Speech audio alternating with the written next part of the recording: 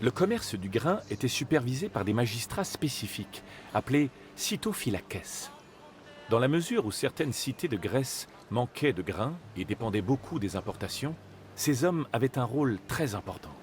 Leurs tâches recouvraient tous les aspects du commerce du grain, notamment le contrôle des prix, les bénéfices, afin qu'Athènes demeure bien approvisionnée.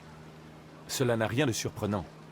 Le grain était tellement crucial pour Athènes que la loi imposait que les 2/3 de tous les stocks soient transportés et vendus à l'agora. Si l'on en croit Démosthène, le rôle des cytophylakès était si important qu'ils risquaient d'être exécutés s'ils venaient à manquer à leurs devoirs.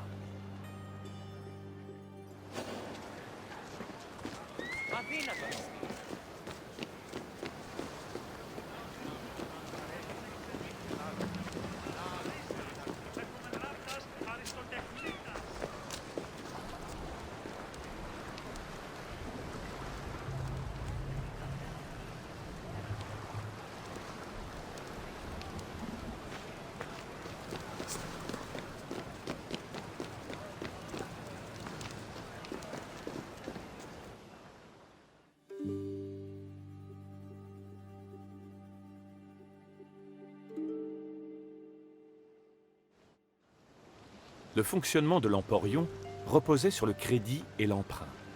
Le commerce international était assuré par 2 types de négociants. Les emporoi transportaient des cargaisons à bord de navires qu'ils louaient, tandis que les nocléroi étaient propriétaires de leurs navires. L'emporion abritait aussi banquiers et comptables, qui accordaient des prêts et assuraient le suivi des navires à l'arrivée et au départ. Emporoi et nocléroi finançaient leurs voyages à l'aide de ces prêts, dont les intérêts étaient souvent conséquents en raison des risques liés à la navigation. Les emporoi utilisaient les prêts pour acheter la cargaison et louer un navire, alors que les nocléroi n'avaient que l'équipage à payer. Le capital et les intérêts d'un prêt étaient versés au retour du navire.